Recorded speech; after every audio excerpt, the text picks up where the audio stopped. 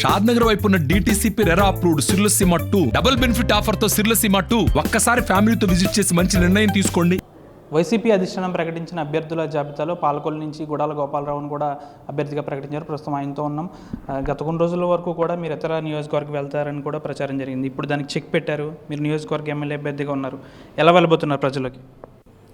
పాలకొల్లు నియోజకవర్గంలో నన్ను నమ్మి శ్రీ గౌరవ ముఖ్యమంత్రి గారైన వైఎస్ జగన్మోహన్ రెడ్డి గారికి నా హృదయపూర్వక ధన్యవాదాలు తెలియజేసుకుంటూ, అలాగే పాలకొల్లు నియోజకవర్గ కార్యకర్తలు, ప్రజలు, సీనియర్ నాయకులు, అలాగే జడ్పీటీసీలు, ఎంపీటీసీలు, అలాగే సర్పంచులు, అలాగే గ్రామ అధ్యక్షులు, అలాగే వార్డ్ మెంబర్స్, సొసైటీ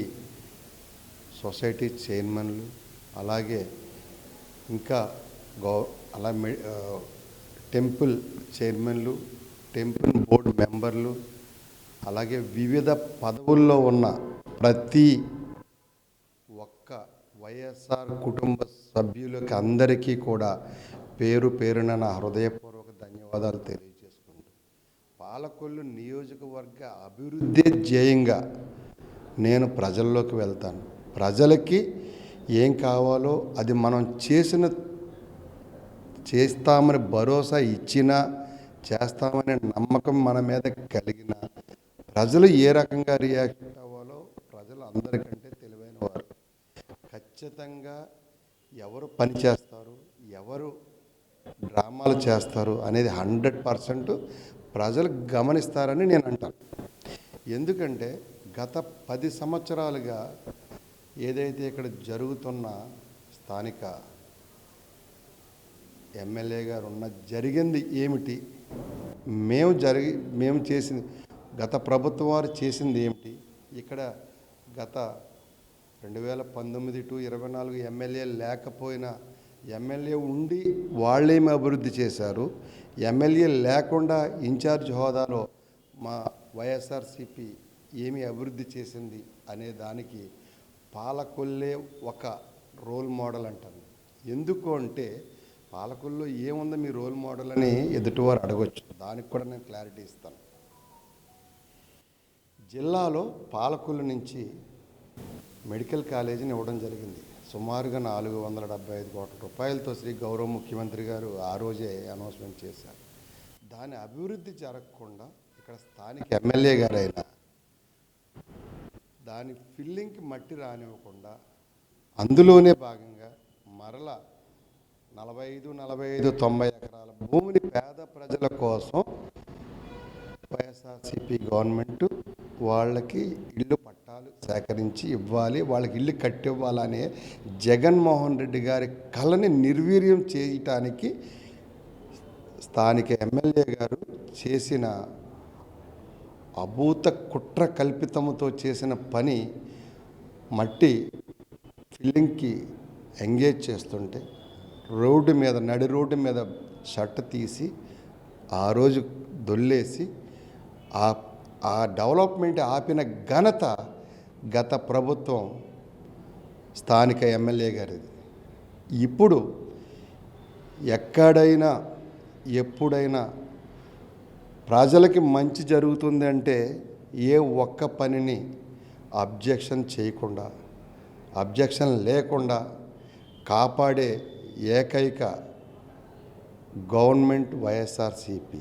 అందులో ఉన్న నాయకులు కూడా గొప్ప మనసుతో ఏ డెవలప్మెంట్ని ఆపకుండా, గతంలో కూడా 2014 to 19 సమయంలో కూడా వారు అధికారంలో ఉండగా మేము ప్రతిపక్షంలో ఉన్నప్పుడు కూడా మా నాయకులు ఎక్కడ తప్పు చేయలేదు, చెయ్యబోరు. ప్రజలకి మంచి జరుగుతుందనే ఎక్కడ చిన్న ఎంటుకు వాసి అనిపించినా కూడా ప్రజలకు మేలు జరగాలి, కానీ మన లబ్ధి కోసమో మన రాజకీయ లబ్ధి కోసమో ప్రజలకు జరిగే లబ్ధిని పాడు చేయకూడదనే ఏకైక తత్వం మా గౌరవ ముఖ్యమంత్రి గారైన వైఎస్ జగన్మోహన్ రెడ్డి గారిది. అదే బాటలో మా వైఎస్ఆర్సీపీ నాయకులది, కార్యకర్తలది కూడా అదే బాటలో వెళ్ళి ఎక్కడ అభివృద్ధి జరిగినా పాడు చేయటానికి చూడని ప్రభుత్వం ఏదైనా ఉంది, ఏదైనా పార్టీ ఏదైనా ఉందంటే అది వైఎస్ఆర్సీపీ. అదే కాకుండా గత ప్రభుత్వం వారు ఒక సెంటు భూమి కొన్న దాఖలు లేదు. ఇప్పుడు చూడండి, ఆ రోజు వైఎస్ రాజశేఖర దివంగత ముఖ్యమంత్రి గారైన వైఎస్ రాజశేఖర రెడ్డి గారు కొన్న 69 ఎకరాల భూమిని పాడు చేసి టిడ్కో ఇళ్ళ కింద కన్వర్ట్ చేశారు. ఆ రోజే ఆయన 70 గజాలు చొప్పున పేదవారికి పంచుదామని డిసైడ్ చేసిన భూమిని ఎందుకు పనికి రాకుండా టిడ్కో అగ్గిపెట్టెలా తయారు చేసి అందులో కూడా మోసపూరితమైన వ్యవహారాలు చేసి గత ప్రభుత్వం వారు మోసం చేశారు. ఇది ఒక్కటే భాగంగా కాకుండా అదే రోజుని ఒక 100 ఎకరాలు తీసుకుని 100 ఎకరాలు మీరు తీసుకుని 72 గజాలు చొప్పున ఆ 6144 మంది లబ్ధిదారులకి మీరు ఎందుకు ఇవ్వలేరు అంటే ప్రజలని మోసం చేయడమే మీ ధ్యేయం. ఆ రోజు మీరు చేసింది, ఆ రోజు ఆ మోసం చేయకపోతే ఈ రోజు వరకు టిడ్కో హౌసెస్, టిడ్కో లబ్ధిదారులకు చేరలేదంటే కారణం మీరు కాదా అని అడుగుతున్నా. మీరు సమాధానం ఇవ్వండి.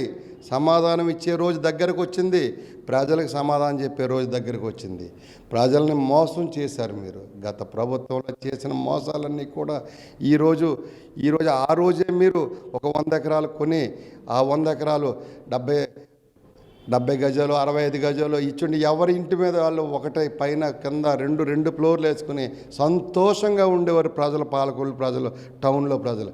మీరు చేసిన మోసం కాదా ఈ రోజు వరకు టిడ్కో గృహాలు వారికి చేరకుండా ఉండడానికి మోసం చేసింది మీరు కాదా స్థానిక ఎమ్మెల్యే గారు? ఇంతటి మోసం చేసి ప్రజల్ని ప్రలోభాలు పెట్టి భయపెట్టి మనం చేసే రాజకీయం కరెక్ట్ అంటారా? గమనించాలి, ప్రజలు గమనిస్తున్నారు. స్థానిక ఎమ్మెల్యే గారు చేసే, పాలకొల్లు నియోజకవర్గంలో చేసే స్థానిక ఎమ్మెల్యే గారు చేసే రామాలు అన్నీ చూస్తున్నారు. ఇప్పటికీ మీరు ప్రతి గడపకి వెళ్తున్నారు, ప్రజలు ఏం చెప్తున్నారు? మీ పార్టీ గ్రాఫ్ ఎలా ఉంది? మేము ప్రజల్లోకి వెళ్ళిన సమయంలో అద్భుతమైన పరిపాలన జగన్మోహన్ రెడ్డి గారిదని చెప్తున్నారు. మేము వెళ్తుంటే మాకు ఎదురొచ్చి, అన్నా మీరు మాకు జగన్మోహన్ రెడ్డి గారు నా పెద్ద కొడుకు, లేకపోతే ఒక చెల్లమ్మ అయితే నా పెద్దన్నయ్య జగన్మోహన్ రెడ్డి గారు, ఒక తల్లి అయితే నా కొడుకు, ఒక తల్లి అయితే నా మనవడు.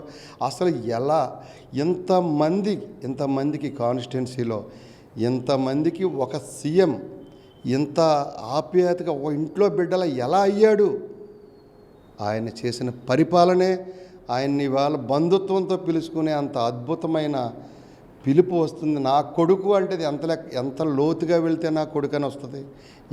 నా మామయ్య అంటే ఒక స్కూల్లోకి వెళ్ళే అమ్మాయి నా మామయ్య అంటే, జగన్ మామ అంటే ఒక మేనమామ ఎలా అవుతాడు? మన ఒక ఆడబిడ్డని ఇంటికి పిలిచి ఒక చీర పెట్టి భోజనం పెట్టి పంపిస్తే అప్పుడు ఆమెకి మనం ఒక అన్నగారిలాగా రూపుదిద్దుకున్నాం అంటే మనసులో దిద్దుకోవాలి, పైన మాటల్లో కాదు. ఈరోజు జగన్మోహన్ రెడ్డి గారు, ఆ రోజు రాజశేఖర రెడ్డి గారు ఒక అడుగు ముందుకేస్తే ఈరోజు 10 అడుగులు ముందేసిన గొప్ప వ్యక్తి, గొప్ప ముఖ్యమంత్రి శ్రీ గౌరవ జగన్మోహన్ రెడ్డి గారని తెలియజేస్తా. మాట తప్పడం వారికి తెలియదు, మడం తిప్పడం వారికి తెలియదు. రుణమాఫీ అంటారు, తీసుకొచ్చేసరికి ఏ మాఫీ లేదు. ఇక్కడ ఏదైతే మా గౌరవ ముఖ్యమంత్రి గారు చెప్పారో అన్నీ నెరవేర్చారు.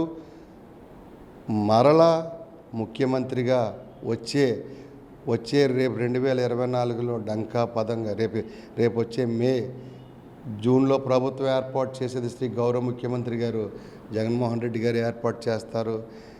మీరు ఇంటికి వెళ్ళే టైం దగ్గరికి వచ్చింది. ఆల్రెడీ 2019లో పంపించారు, మరలా పంపించడానికి మేము సిద్ధంగా ఉన్నాం.